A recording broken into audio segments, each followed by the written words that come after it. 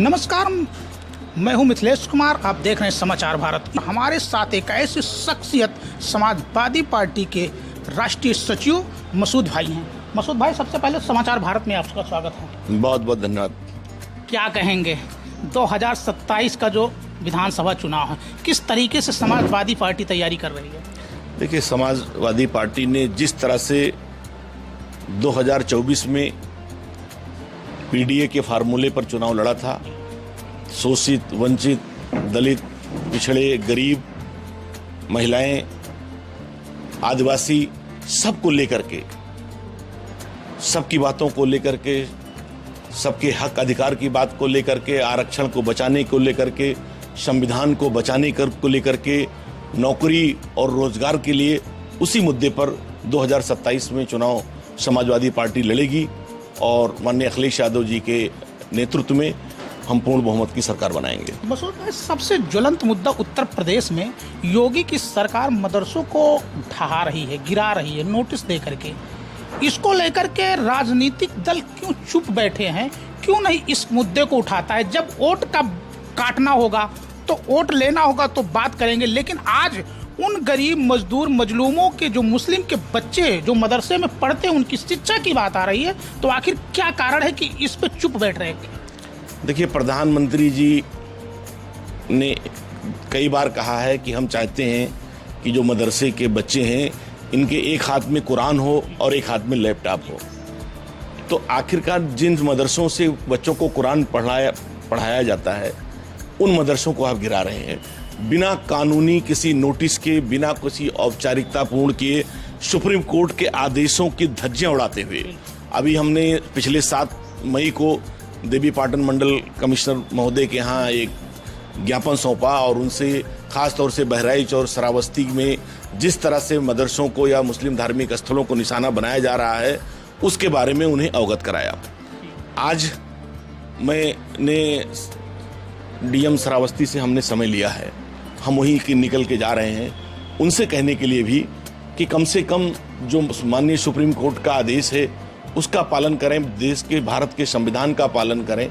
कोई चीज़ गलत सही है तो पहले उसका एक जांच, एक उसकी जो औपचारिकता है, प्रोसेस है, नोटिस है, उनका पक्ष बगैर जाने हुए जिस तरह से गिराया जा रहा है, लोकतंत्र में जिस तरह से लोगों के अधिकारों का हनन किया जा रहा है और ख़ास तौर से जिस तरह से मुस्लिम समाज को टारगेट किया जा रहा है, ये बहुत ही अफसोसजनक है। तो भाई, भारतीय जनता पार्टी और संघ के एक सबसे बड़ा नेता जो मंत्री था मध्य प्रदेश का, विजय शाह, सोफिया खुरैशी को बताया, जो देश की बेटी जो पाकिस्तान में घुस करके दर्जनों आतंकवादियों मारा, उनको कहा कि आतंकवादियों की बहन है।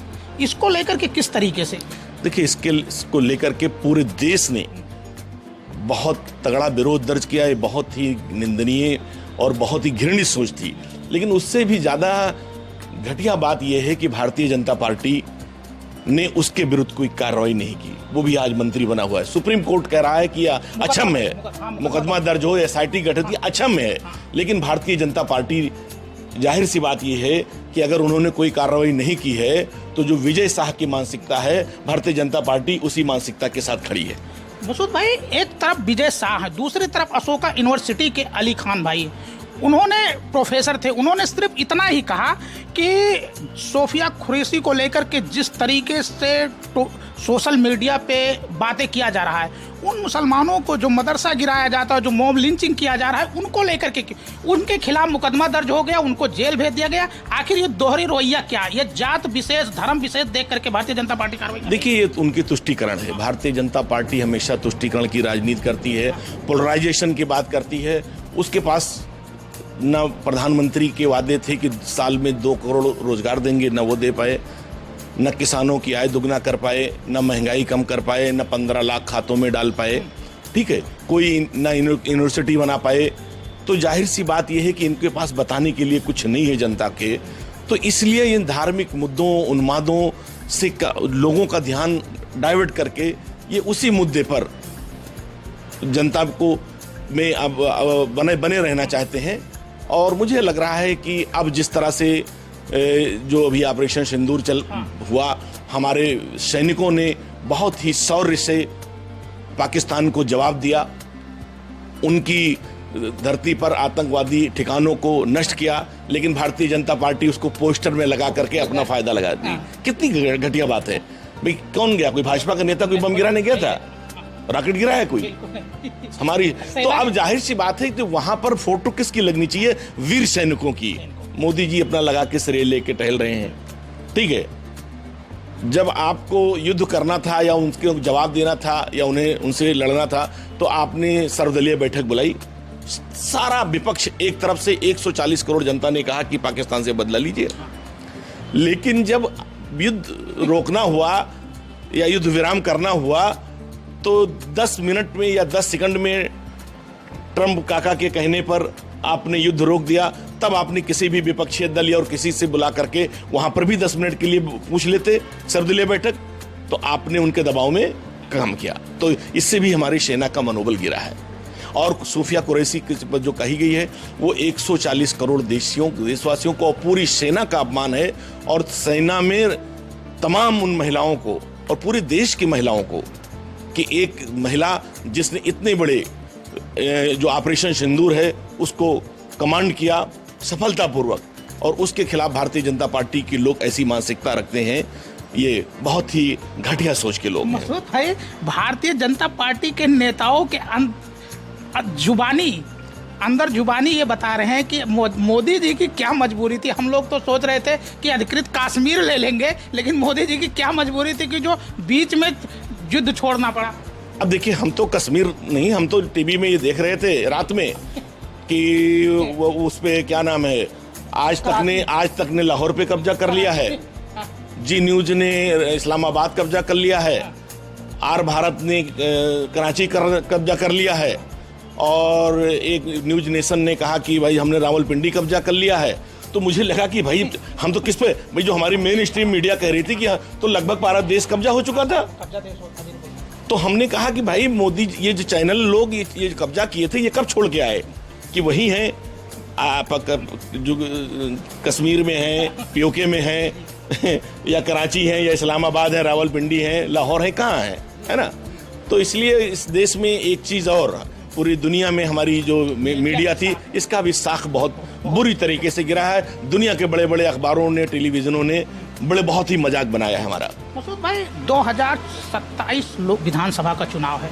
अब 2027 विधानसभा में पीडीए पूरी तरीके से आम जनता के बीच में जा रही है। वहीं बहुजन समाज पार्टी के राष्ट्रीय अध्यक्ष आदरणीय बहन कुमारी मायावती जी ने आकाश आनंद को निकालना था और फिर उसको राष्ट्रीय नेशनल कोऑर्डिनेटर बनाया। अब क्या है, पीडीए का जो वोट है वो डिवाइजेशन होगा या पीडीए के साथ रहेगा? देखिए, दलित अब इस बात को समझ चुका है कि बहन कुमारी मायावती जी मान्यवर कांसीराम साहब के जो विजन था, उनका वसूल था, उससे हट चुकी हैं। वो भारतीय जनता पार्टी की एक बी टीम बन के काम कर रही हैं। और उस आकाश आनंद को 2 बार तो निकाला जा चुका है, 2 बार हटाया जा चुका है। क्या गारंटी है कि तीसरी बार उसे नहीं हटाएंगी? क्योंकि दोनों बार जब हटाया गया तो उसके पहली बार हटाया गया तो बीजेपी के खिलाफ उन्होंने स्टेटमेंट दे दिया लोकसभा में। अच्छा, अब जाहिर सी बात यह है कि आज के तारीख में दलितों, पिछड़ों, मैंने कहा पीडीए का जो उसकी लड़ाई है हक और संघर्ष की, सड़क पर उतरकर सदन पर माननीय अखिलेश यादव जी समाजवादी पार्टी लड़ रहे हैं। इसलिए दलित समाज अब पूरी तरह से जान रहा है कि बहुजन समाज पार्टी अब इस लड़ाई में नहीं है। तो और उसका जो उसका मिशन था, डॉक्टर बाबा साहब का, अम्बेडकर का जो सपना था और माननीय कांसीराम साहब का जो विजन था, उसे माननीय अखिलेश यादव आगे बढ़ा रहे हैं। तो दलित समाजवादी पार्टी माननीय अखिलेश यादव जी के साथ 2027 में मजबूती के साथ रह करके उनको समाजवादी पार्टी पूरी हिस्सेदारी देगी, टिकटों में भी पूरी हिस्सेदारी दलित समाज को भी देगी, सरकारों में भी देगी। और आज आप देख रहे हैं कि कितने एमपी, हम तो अयोध्या जैसी सामान्य सीट से दलित समाजवादी पार्टी से जीत के आया। इस बार आप ये देखिएगा कि 400 सीटों में से कई सीटें आपको सामान्य वर्ग की सीटों पर दलित समाज के लोग लड़ते हुए नजर आएंगे। मसूद भाई, अब लास्ट सवाल ये है कि आप श्रावस्ती लोकसभा से तैयारी कर रहे थे जी। बलरामपुर श्रावस्ती अति पिछड़ा जिला है जी।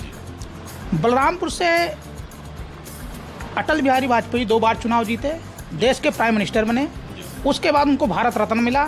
नानाजी देशमुख चुनाव जीते, उनको भी भारत रत्न मिला। लेकिन इन लोगों को तो मिल गया, लेकिन बलरामपुर श्रावस्ती को अति पिछड़ा जिला कुपोषण और भूखमरी का तमगा मिला, इसको निकालने के लिए अगर 2027 में अखिलेश की सरकार आती है तो क्या करेंगे?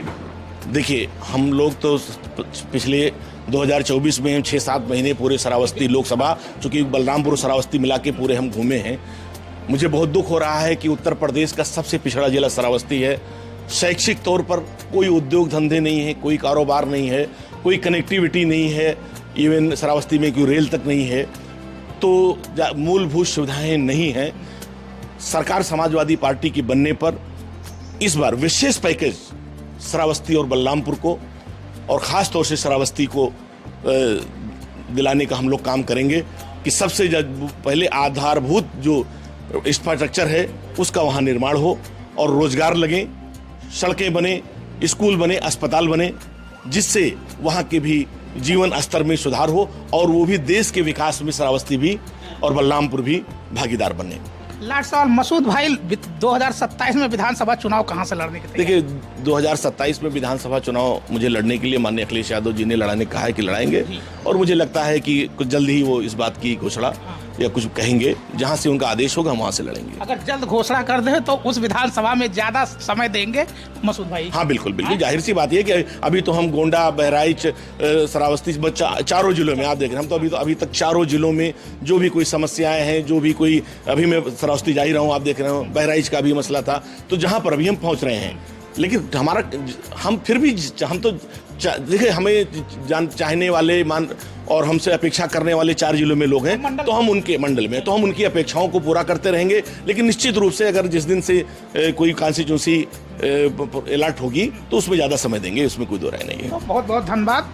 तो देख सकते हैं, ये मसूद भाई थे जिनका साफ कहना है कि 2027 विधानसभा चुनाव में समाजवादी पार्टी की पूर्ण बहुमत में सरकार बनेगी और दलित, अति पिछड़ा, ओबीसी सारे लोगों को हक और अधिकार मिलेगा, और खास करके बलरामपुर लोकसभा में अटल बिहारी वाजपेयी और नानाजी देशमुख जैसे दिग्गज नेता चुनाव जीत करके पार्लियामेंट गए, प्रधानमंत्री बने, भारत रत्न मिला, लेकिन बदले में बलरामपुर श्रावस्ती को भूखमरी, कुपोषण, अति पिछड़े जिले का तमगा मिला। इससे निपटने के लिए मसूद भाई ने दावा किया है कि 27 में सरकार बनेगी तो विशेष पैकेज दे करके श्रावस्ती और बलरामपुर को अति पिछड़े जिले से निकालने का काम करेंगे। तो अब देखना है, 2027 का बिगुल बज चुका है, हर पार्टी के नेता लगे हैं और जल्द से जल्द समाजवादी पार्टी का दावा है कि 6 महीना पहले ही टिकट घोषित कर दिया जाएगा, जिससे नेता अपनी विधानसभा में एक एक कार्यकर्ता से मिल करके और विधानसभा जीतने का काम करेंगे। मिथिलेश कुमार, समाचार भारत, गोंडा।